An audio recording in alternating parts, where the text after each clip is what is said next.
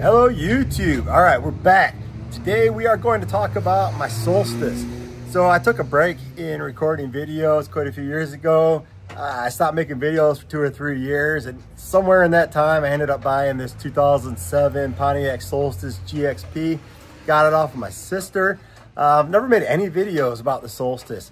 So today I was gonna make you a real quick, easy video showing you how to fix a common problem that happens on these things. So I'll turn the camera around and I'm gonna show you underneath the hood what I'm talking about. All right, if you've owned one of these cars or you've been on any of the Facebook groups, you know that this nipple right here often snaps off, and you'll see people posting, what's this line that's dangling? And this is a fresh air intake line that's part of your crankcase breather system, similar to an old car. And actually, I'm gonna show you what it looks like on an old car. So over here on the 67 Firebird, you just got this open air breather for the engine to suck in fresh air into the crankcase. So on modern cars with the emission stuff, they want it to be, so it's filtered air and it's not just breathing for the spraying oil or any emissions out into the environment. So really all this is an intake for fresh air into the crankcase. And they want it to be filtered air, which is why it's coming in after the filter. Well, this plastic right here gets brittle and it ends up snapping off. A lot of times when people try to change their filter out, they'll take the filter off and they'll mistakenly snap this nipple off right here. All right, so having showed you that, the difference between the old school and the new school, I'm not an expert on this engine that's in this GXP, but I do know that there's lots of people driving around with that nipple broken off and that line just dangling out there, and it's not throwing any codes. It's driving just fine. To me, I don't think it's any kind of special connection. I think it's just filtered clean air coming in for the positive crankcase ventilation system. I don't think it serves any unique purpose beyond that. So truthfully, I'm gonna turn the camera around and show you what I mean. Given the number of people, including myself, that were driving around with a broken off nipple that didn't even know it and nothing was happening, I honestly think, aside from not filtered air getting sucked in, that you could just tape off where it breaks off at with a piece of duct tape and leave this dangling. And aside from the fact you're getting a little tiny hole of unfiltered air into your engine, it doesn't throw any codes, nothing happens, it runs just fine, everything's fine. But to do things right, you actually want to fix it. So what I did is when mine broke off, I'm gonna take this off and show you. When mine broke off, I analyzed what kind of fitting it was.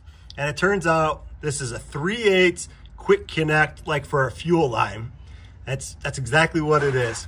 So it just presses on, and you got this little switch right here. This is the lock to open and close the lock for it. And it just slides right onto here. So I got on Amazon and I found myself a 3/8 quick connect fuel line connector.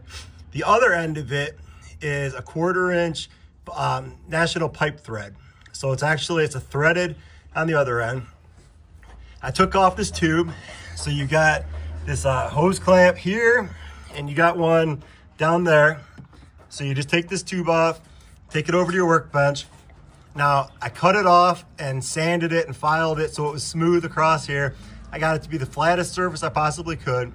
Then I took a drill bit. I'll show you what I used. So I used a stepper drill bit, just like this. And then I drilled it in to the point where the threads, it was just smaller than the size of the threads for this 1/4 NPT threaded fitting. And then I blew it all out, cleaned everything out real good. And I used some 2-part epoxy, like a JB Weld or something like that, or a Loctite 2-part epoxy.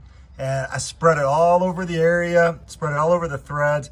Then I used a wrench and I carefully threaded it into the plastic. The plastic is fairly brittle, so I threaded it in the best I could with all this JB Weld or 2-part epoxy all over. Then I spread on even more around the outside to make sure and get a good seal. And I let that dry for like 2 days. And now it's rock solid. I can wiggle it it's not going anywhere. This epoxy is harder than the plastic even. It's not going anywhere at all. And you can just put this right back on, slide it on, locks into place, and that's it.